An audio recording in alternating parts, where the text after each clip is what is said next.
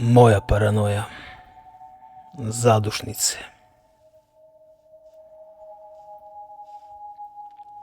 Ljudi misle da je to samo jedan običan dan kada odeš na groblje, zapališ sveću i odnese se malo hrane. Ali niko ne razmišlja o pravilima.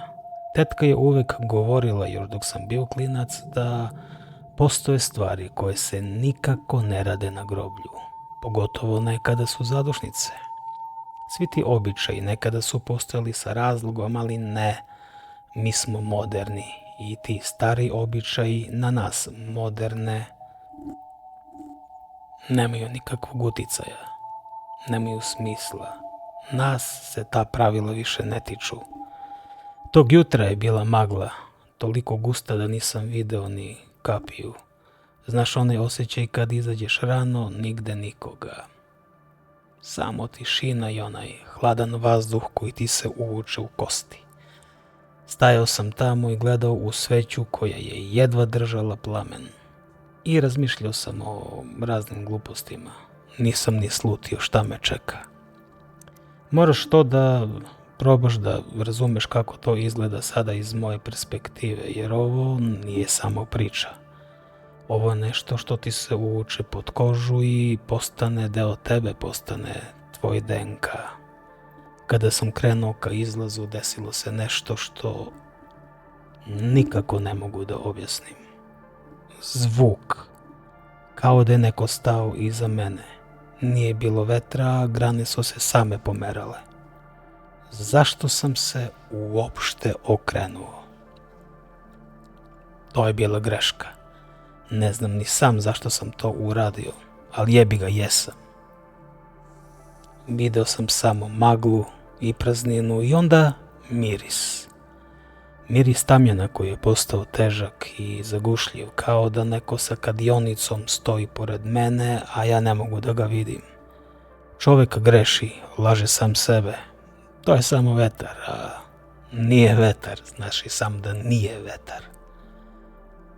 Često razmišljam i o tome kako nam niko ne govori pravu istinu dok ne bude prekasno. Svi samo ćute i guriju pod tepih, kao da se plaše da će da, ako izgovore te reči naglas, prizvati nešto još gore. I znaš šta? Možda su i u pravu. Možda je strah jedina stvar koja nas i drži u životu. Kada sam se okrenuo, video sam samo obrise, nešto tamno u magli, nešto što je imalo oblik čoveka, ali bez ikakvih detalja na licu. Samo praznina. Pokušao sam da se setim šta je tačno pisalo u starim knjigama koje sam čitao, ali sve se pomešalo. Zaboravio sam i molitve, zaboravio sam i kako se pravilno postupa. I eto, sada sedim ovde, u ovoj sobi i pokušavam da shvatim šta sam ja to uradio. Da li sam pogrešio kada sam izašao pre nego što je sunce potpuno izašlo? Ili je bila greška u tome što sam uopšte pogledao u pravcu spomenika kada sam čuo to šuškanje? Ne znam. Samo znam da taj zvuk nikada neću zaboraviti. Zvuk koji je pratio svaki moj korak dok sam bežao ka kolima. Taj zvuk je sada u mojoj glavi i ne prestaje. Pokušavam da se fokusiram na nešto drugo, na posao, na YouTube kanale, na ljude koji me prate, ali ne ide.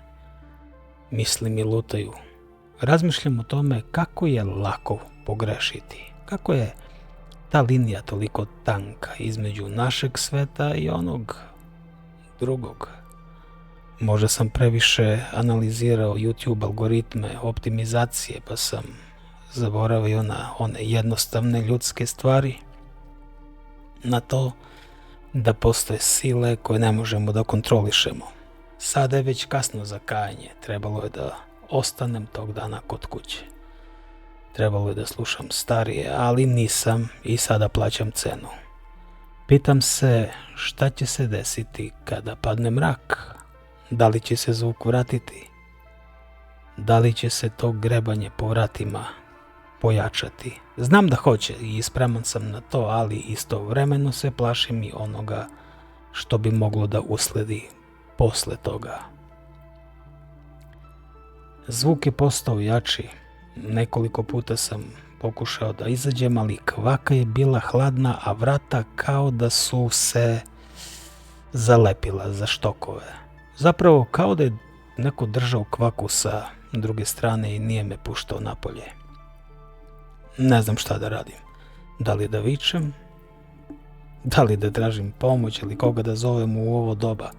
Svi spavaju, a i da su budni, ko bi mi verovao?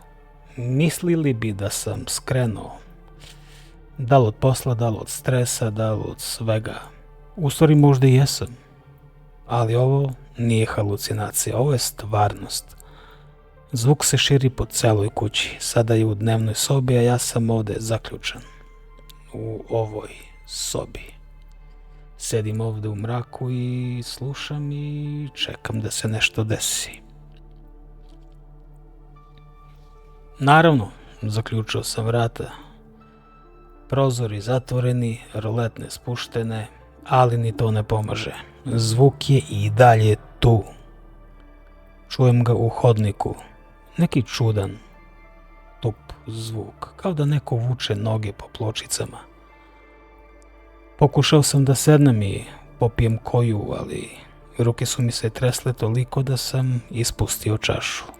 Razbila se i taj zvuk stakla. Umesto da se uplašim, ja sam samo stajao i gledao. To je ta nelogična reakcija o kojoj pričam. Umesto da počistim to sranje, ja samo stojim i gledam u taj nered. Nema smisla, ali ne mogu da se pomerim. Osjećam kako mi se dah skraćuje, kao da mi neko steže grlo. Možda sam samo i umoran, možda je to od onog dana na groblju, ali znam da nisam smeo da se okrenem. Nikako. Tetka je rekla, ako se okreneš, povlačiš ih sa sobom. Sada slušam to grebanje po vratima. Nema nikoga tamo. Znam da nema, ali zvuk je tu i pitam se šta će se desiti kada svetla počnu da trepere. Znaš taj osjećaj? Kada si u sobi, misliš da si sam, a u stvari nisi i ne smeš da pogledaš u ugao jer u uglu su senke. Pokušavam da dišem polako, jedan udah pa izdah. Ali ne pomaže, vazduh je težak, pun prašine i nekog čudnog mirisa koji ne mogu da identifikujem. Miris trulog lišća i vlažne zemlje kao da je se groblje uselilo ovde kod mene. Gledam u telefon. Nema signala, ne? Nema interneta, nema notifikacija. Potpuna izolacija. Čak ni struja nešto ne radi kako treba. I onda, u tom trenutku tame između dva treptaja sijalice, vidim siluetu. Samo na sekund. Možda je to samo igra senki i svetlosti. Ali znam šta sam video. Pokušavam da se setim šta sam radio pre nekoliko dana.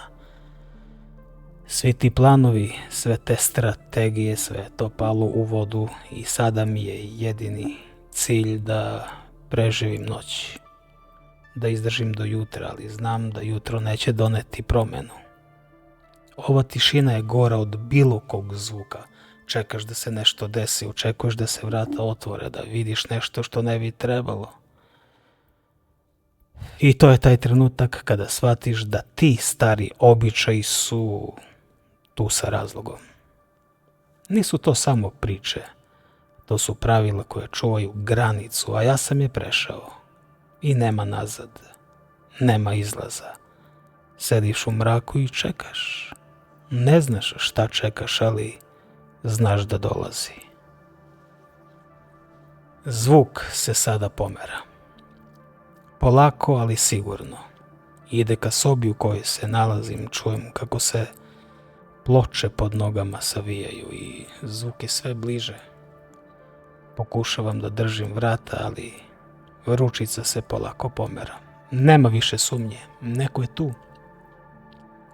Gledam u tu pukotinu između poda i vrata.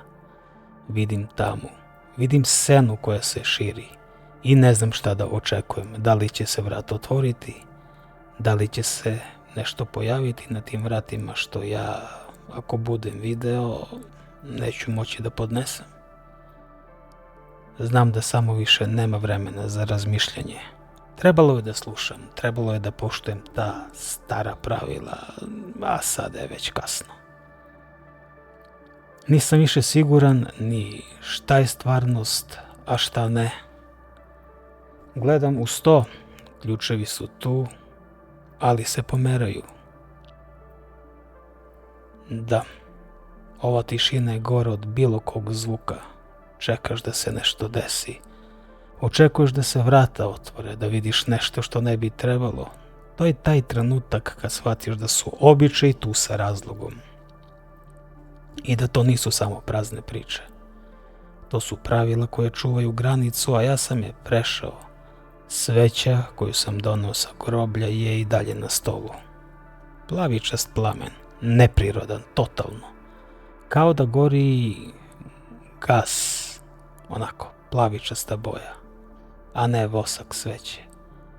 Pokušao sam je da je ugasim, ali kad sam stavio prste iznad plamena nisam osetio toplotu, samo hladnoću, led koji ti prolazi kroz vene. Znaš kako je to kad shvatiš da nemaš izlaz? Ne znaš, jel? Pa naravno da ne znaš, ali ja znam. Sediš u mraku i čekaš. Ne znaš šta čekaš, ali znaš da dolazi i da to nema smisla. Pokušavam da razmišljam o stvarima koje nemaju veze sa ovim. O poslu, o tome šta treba da uradim sutra, ako dođe to sutra. Ali ne.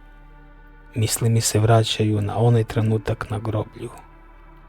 Na trenutak kada sam se okrenuo i video tamu. To je taj osjećaj kada znaš da nisi sam. Kada osjećaš prisustvo nečega što ne možeš da objasniš. Nešto što je tu iza tebe i čeka pravi trenutak. Pokušavam da se smirim, ali ne ide. Kao da, evo, pokušavam da uzmem gutlje vode, ali nisam ni primetio da sam popio sve do sada. Sveće i dalje gori, plamen je sada još tamniji, tamno plavi, skoro pa crn, kao da guta svetlost oko sebe. Pokušavam da skrenem pogled, ali ne mogu. Oči su mi prikovane za taj plamen, kao da me hipnotiše. Osjećam kako mi se sećanja vraćaju jedno po jedno. Svi oni trenuci kada sam mislio da sam bio pametniji od drugih, kada sam ignorisao sva upozorenja i priče starijih. Sada sve to dolazi na naplatu. Svaka greška, svaka laž, svaka nepažnja. I vrata su se iznenada otvorila. Nije bilo zvuka, samo su se otvorila. Iza njih stoji figura. Nema lice, samo tama. Tama koja se širi i ispunjava sobu. Pokušavam da vrištim, ali ne. Glas mi je nestao, kao da mi je neko stavio ruku preko usta. Stojim i gledam. I osjećam kako mi se život gasi pred očima. I pitam se da li je ovo kraj. Pitam se da li postoji način da se vratim, ali znam da nema. Sada je sve stalo. Nema zvuka, nema grebanja, ali to ne znači da je gotovo. Znaš da je to samo zatišje pred buru. Sedim ovde i gledam u vrata. Pitam se kada će se ponovo otvoriti. A možda je bolje da ne znam. Možda je bolje da samo ćutim i čekam da svane.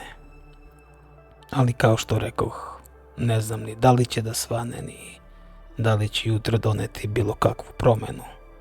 Sve je postalo tiho, previše tiho, kao da je svet prestao da postoji. Samo ja i ova soba i miris podmuklog tamjana koji je sada još intenzivniji. Pitam se da li će ikada pronaći neko šta se ovde desilo, ili će misliti da sam samo otišao, da sam jednostavno nestao bez traga kao i mnogi pre mene, ali to sada nije važno. Nemam više snage za objašnjavanje, nemam više reči, sve se svelo na ovaj jedan trenutak pre nego što se vrata otvore. I nisam siguran da li ovo sanjam. Da se uštinem, pokušat ću, ali ne osjećam bol, samo hladnoću, sve je nestalo. Kanali, posao. Sve to sada deluje tako daleko, kao da iz nekog drugog života koji više nije moj. Gledam u mrak ispred sebe i čekam. Sada znam da neću dočekati jutro. Znam da je ovo poslednja stvar koju ću videti. Vrata se polako zatvaraju. Zvuk koji čujem nije sa ovog sveta. To je zvuk koji najavljuje kraj.